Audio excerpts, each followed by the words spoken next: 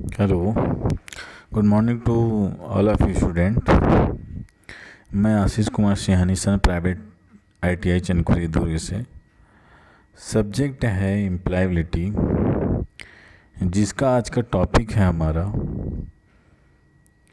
Active voice से passive voice change करने के लिए जो नियम है, ठीक है, यानी कि वॉइस। ठीक है, चलिए आइए जानते हैं। जैसे कि मैंने आप लोगों को पिछले वीडियो में बता चुका है कि एक्टिव वॉइस से पैसिव वॉइस कैसे चेंज करना है, लेकिन उसके कुछ और नियम हैं ताकि आपको दिक्कत ना हो। ठीक है, तो वो चीज़ आज मैं इसीलिए मैंने आज वीडियो बनाया है। ठीक है, चलिए आइए जानते हैं कि एक्टिव वॉइस से पैसिव वॉइस चेंज करने के नियम क्या क्या हैं। ठीक है, देखो आपको स्क्रीन पर दिख पा रहा होगा कि एक्टिव वॉइस से जब कभी भी पैसिव वॉइस चेंज किया जाता है, ठीक है, तो वो कौन कौन से नियम हैं, चलिए आइए जानते हैं। पहला नियम कहता है कि एक्टिव वॉइस के ऑब्जेक्ट को पैसिव वॉइस में सब्जेक्ट के रूप में लिखा जाता है। यानी कि जो भी आपका सेंटेंस में अगर ऑब्जेक्ट रहा, ठीक है, तो उसको हम लोग किसके स्थान पर लाएंगे? सब्जेक्ट के स्थान पर लाएंगे। तो यही वर्ड यही कह रहा है कि जो आपको अगर ऑब्जेक्ट दिख रहा है उसको आपको सब्जेक्ट के स्थान पर लाना है। ठीक है, दूसरा नियम कहता है एक्टिव वॉइस के सब्जेक्ट को पैसिव वॉइस में ऑब्जेक्ट के रूप में लिखा जाता है। यानी कि जो आपका सेंटेंस दिया रहेगा, ठीक है, उसको उसके सब्जेक्ट को ऑब्जेक्ट के रूप में आपको ऑब्जेक्ट की जगह में ले जाना है। केवल उस जगह से स्थान से हटाकर सब्जेक्ट को लाना है। ठीक है, तो इस चीज़ का जब आप सब्जेक्ट को ऑब्जेक्ट के स्थान पर लाओगे तब आपको कौन कौन से नियम हैं जिसमें आपका सब्जेक्ट क्या चेंज हो जाता सब्जेक्ट चेंज होता है, तो वो आपको मैं अगले स्लाइड में भी दिखाऊंगा कि कौन कौन से ऐसे वर्ड हैं जिसका आपका सब्जेक्ट चेंज होगा। ठीक है, तीसरा नियम कहता है कि पैसिव वॉइस के ऑब्जेक्ट से पहले बाई लगाया जाता है। यानी कि सबसे हम लोग के सेंटेंस में जो लास्ट में ऑब्जेक्ट होता है, ठीक उसके पहले बाई लगाया जाता है। ये सेंटेंस यही कह रहा है, ठीक है, कि ऑब्जेक्ट के ठीक पहले बाई लगाएंगे या वर्ब के ठीक बाद आप बाई लगाएंगे। ठीक है, आगे मैं स्लाइड में उसके नियम आपको बता दूंगा ताकि आपको उस सहूलियत होगा कि आपको सेंटेंस कैसे जमाना है। ठीक है, आइए नेक्स्ट जानते हैं कि पैसिव वॉइस में मेन वर्ब की थर्ड फॉर्म का प्रयोग किया जाता है। यानी कि आपका जो भी वर्ड रहेगा, ठीक है, जो भी वर्ब रहेगा उसको आपको केवल थर्ड फॉर्म बनाना है पैसिव वॉइस बनाते समय। ठीक है, या आपको एक्टिव से जब भी आप पैसिव वॉइस बनाओगे तो हमेशा याद रखिएगा वर्ब का थर्ड फॉर्म यूज़ होगा। ठीक है, तो इस चीज़ को आपको क्लियर होगा मेरे ख्याल से। तो ये आपको नियम जानना बहुत ज़्यादा ज़रूरी है। इस नियम के बिना आपको एक्टिव से पैसिव वॉइस चेंज करने में बहुत दिक्कत आएंगे। तो आइए जानते हैं कि और ऐसे कुछ नियम हैं कि जो सब्जेक्ट जब ऑब्जेक्ट बनाते हो तब जब चेंज होता है सब्जेक्ट, उसको हम लोग आइए जानते हैं। हालांकि मैंने पिछले वीडियो में बता चुका है कि जो सब्जेक्ट जो ऑब्जेक्ट कैसे चेंज होता है तब उसमें क्या परिवर्तन आता है या क्या चेंजेस आता है। ठीक है, तो आइए जानते हैं कि और ऐसा क्या क्या वर्ड है जिसमें आपको चेंजेस नज़र आएगा। चलिए नेक्स्ट स्लाइड में आपको दिखाता हूँ, जिसमें आप देख पा रहे होंगे कि आई का मी होता है। और जैसे कि मैं पिछले वीडियो में पिछले वाले अभी जस्ट पिछले स्लाइड में बताया था कि ऑब्जेक्ट के ठीक पहले बाई लगाया जाता है। मी यहाँ पर ऑब्जेक्ट का काम करेगा और उसके ठीक पहले बाई लगाया जाएगा। ठीक है, तो वैसे ही आप सभी चीज़ को देखिएगा कि वी का क्या हो जाएगा, अस हो जाएगा, यू का यू हो जाएगा, ही का हिम हो जाएगा, और सी का हर हो जाएगा, और दे का देम हो जाएगा। और एक चीज़ यहाँ पर ध्यान दीजिएगा कि कोई भी अगर नाउन रहा तो याद रखिएगा नाउन वही का वही आप ऑब्जेक्ट में लिखोगे, उसमें कोई भी चेंजेस नज़र नहीं आएगा।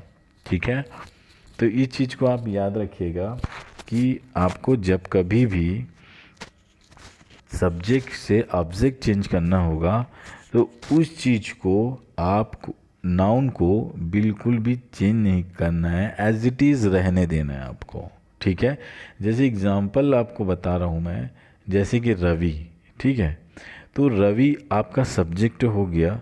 अब उसको जब आप ऑब्जेक्ट बनाओगे तो रवि को रवि ही रहने देना है, उसको कोई चेंज नहीं करना है। ठीक है, तो आइए जानते हैं नेक्स्ट, जब आप ऑब्जेक्ट को सब्जेक्ट बनाओगे तो क्या चेंज करना है आपको। जैसे कि मी है, मी से जब आप सब्जेक्ट बनाओगे तो क्या करना है, आई करना है। और अस को आप सब्जेक्ट बनाओगे तो वी का कीजिएगा, और यू को यू ही रहने दीजिएगा, हिम का ही हो जाएगा, हर का सी हो जाएगा, और देम का दे हो जाएगा। और वही चीज़ बार बार दोहराया जा रहा है, अगर कोई भी नाउन रहा तो एज इट इज़ आपको वही रहने देना है। ठीक है, ठीक है,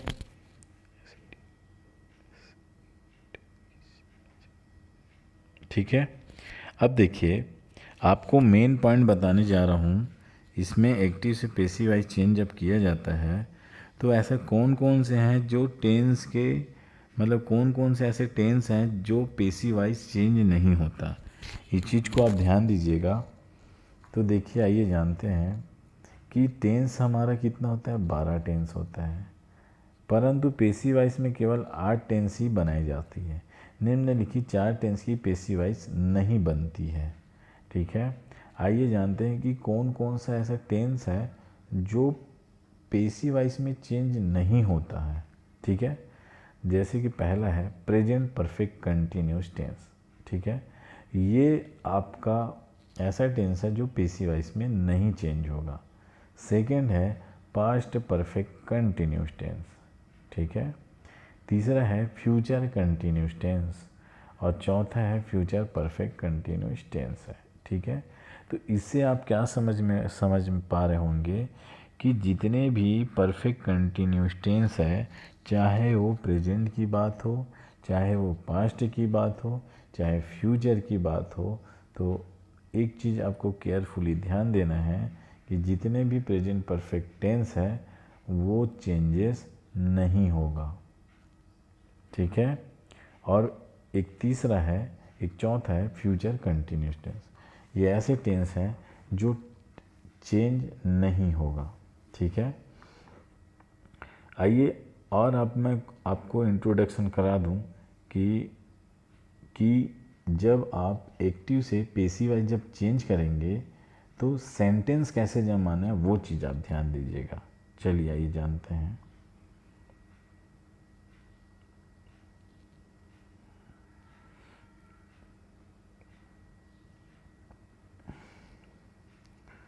आपको स्लाइड चेंज करना पड़ेगा, रोटेट कीजिएगा स्लाइड, आपको आपकी स्क्रीन को रोटेट कीजिएगा।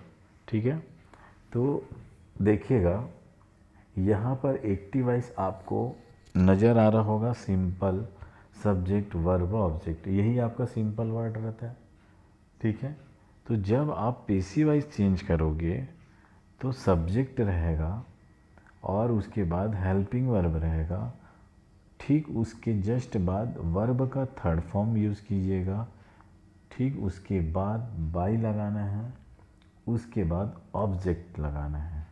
तो नियम हमारा ये कहता है, नियम के अनुसार ही देखिए यहाँ पर पूरा लिखा हुआ है कि हम कभी भी सब्जेक्ट को जब पेसिव वाइज चेंज करते हैं तो सब्जेक्ट को ऑब्जेक्ट बनाते हैं और ऑब्जेक्ट को सब्जेक्ट बनाते हैं। तो इस चीज़ को आपको ध्यान दीजिएगा। तो वही चीज़ यहाँ पर सामने में है, देखिएगा नीले कलर में दिख रहा है आपका ऑब्जेक्ट जो सब्जेक्ट बन गया है, ठीक है, और सब्जेक्ट जो है रेड कलर में है, तो जो सब्जेक्ट है वो ऑब्जेक्ट बन गया है, ठीक है। उसके बाद देखिए, अब देखिए नियम और क्या कहता है कि जब भी हम एक्टिव से पेसिव वाइज चेंज करेंगे तो हम हमेशा वर्ब का थर्ड फॉर्म यूज़ करेंगे, ठीक है। तो वो चीज़ यहाँ पर लिखा हुआ है, देखिए यहाँ पर V3 यानी कि वर्ब का थर्ड फॉर्म हमेशा यूज करना हर किसी टेंस में, चाहे वो किसी भी टेंस की बात हो, चाहे प्रेजेंट की बात हो, चाहे पास्ट की बात हो, चाहे फ्यूचर की बात हो, आपको केवल यही ध्यान देना है कि वह कौन से टेंस में है, ठीक है। तब आप उस हिसाब से हेल्पिंग वर्ब यूज़ कीजिएगा और वर्ब को हमेशा थर्ड फॉर्म यूज़ कीजिएगा, ठीक है। नेक्स्ट आपको स्लाइड में एक मेन चीज़ बताने जा रहा हूँ, ये देखिएगा। आपका आज वीडियो बनाने का मेरा एक ही बताने का यही मकसद था कि एक्टिव वॉइस में जब पेसिव वॉइस चेंज करोगे तो कौन कौन से बातों का ध्यान रखना है आप लोग को, ठीक है, ओके। वैसे कि मैंने पिछले वीडियो में मैंने अच्छे से एक्सप्लेन कर दिया है कि कैसे चेंज किया जाता है, तो आपको क्या क्या करना है, ठीक है, ओके। चलिए आइए देखते हैं मेन चीज़ क्या है आपको यहाँ पर ध्यान देना है कि देखिएगा प्रेजेंट इंडेफिनिट में आपको थोड़ा सा दिक्कत होगा। वहाँ पर हम कभी भी जब पहचानेंगे कि ये कौन सा टेंस है तो वर्ब में एस या एस जुड़े रहेगा, तो इस चीज़ को या तो भी डू या डज रहेगा, ठीक है। तो इससे आप अगर निगेटिव में रहा तब डू डज यूज़ होता है, अन्यथा नहीं होता, वरना आपको वर्ब में एस या एस जुड़ा हुआ दिखेगा, तब आप पहचान पाएंगे कि वो प्रेजेंट इंडेफिनिट टेंस का है, ठीक है। तो चलिए आइए जानते हैं कि जब आप पेसिव वॉइस चेंज करोगे तो इसमें किस चीज़ का ध्यान रखना है। Helping verb is am are use करना है, ये विशेष ध्यान देना है आपको। और विशेष ध्यान देने की ज़रूरत है पास्ट इंडेफिनिट में, जिसको आप एक ही तरीके से पहचान पाओगे कि उसका वर्ब सेकंड फॉर्म में नज़र आएगा, ठीक है। जैसे कि प्ले है, ठीक है, तो प्लेड होता है, ईडी होता है थर्ड फॉर्म उसका, तो वो आपको केयरफुली ध्यान रखना है, ठीक है। तो आपको जब पेसिव वॉइस आप जब कभी भी पेसिव वॉइस बनाओगे तो उसका हेल्पिंग वर्ब वाज या तो वेयर होगा, ठीक है। तो इस चीज़ को केयरफुली ध्यान दीजिएगा। फिर मैं पिछले वीडियो में आपको तो बता ही चुका हूँ मैं कि प्रेजेंट कंटिन्यूअस टेंस में क्या होगा, वही सब में हेल्पिंग वर्ब फिर वही का वही रहेगा, कोई चेंजेस नज़र नहीं आएगा। और बस आपको ये चीज़ ध्यान देना है कि प्रेजेंट कंटिन्यूअस में बीइंग जुड़ आएगा, चाहे वो पास्ट की बात हो, परफेक्ट में तो होता, फ्यूचर में तो होता नहीं है, ठीक है। पास्ट में कंटिन्यूस और प्रेजेंट कंटिन्यूस में केवल आपको बीइंग जोड़ना है, BEING, ठीक है। और और परफेक्ट में चाहे वो प्रेजेंट परफेक्ट हो, चाहे वो पास्ट परफेक्ट हो, चाहे फ्यूचर परफेक्ट हो, तो आपको केवल हेल्पिंग वर्ब के ठीक बाद आपको बीन जोड़ना है, BEEN। तो इस चीज़ को आप केयरफुली ध्यान दीजिएगा, इसीलिए मैंने इसको विशेषकर आपको बताया है, ठीक है। और वैसे नीचे में भी आप ध्यान दीजिए, नीचे में आपके साफ साफ लिखा है कंटिन्यूस की बात आएगा तो हेल्पिंग वर्ब के ठीक बाद बीइंग जुड़ेगा, और अगर ये परफेक्ट की बात आएगा हैव, हैज़, हैड, तो आप उसमें बीन जोड़िएगा, ठीक है, ओके। और आपको मैं बता देना चाहता हूँ नेक्स्ट स्लाइड में, जैसे कि मैंने आपको बताया था कि नाउन का नाउन ही रहेगा। जैसे कि यहाँ ध्यान देंगे,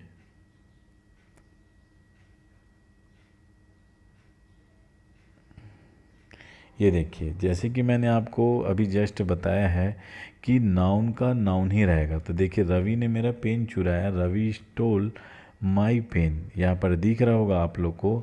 तो आप ध्यान से देखिए, जब उसका पेशी वाइज बना रहा है तो my pen was stolen by Ravi, यानी सब्जेक्ट को क्या कर रहा है वो, वही का वही रख रहा है जब ऑब्जेक्ट बनाया है तो। ठीक है, वैसे ही यहाँ पर the boys were playing cricket, तो यहाँ पर देखिए ध्यान से, cricket was being played by the boys, आखिर वही का एज इट इज़ वही का वही रखा। तो इसीलिए मैं आपको ये विशेष कर बताना चाहता हूँ कि जब कभी भी आप सब्जेक्ट से ऑब्जेक्ट बनाएंगे तो केयरफुली ध्यान दीजिएगा। सब्जेक्ट अगर नाउन है तो नाउन है तो नाउन का नाउन ही वही ऑब्जेक्ट में, जब ऑब्जेक्ट बनाओगे तो नाउन ही रहेगा। यानी कि द बॉयस है तो वो द बॉयस ही रहेगा। आप स्क्रीन पर देख पा रहे होंगे। ठीक है, तो okay, thank you for watching. आज का वीडियो मैंने यही बताना चाह रहा था। Okay, thank you.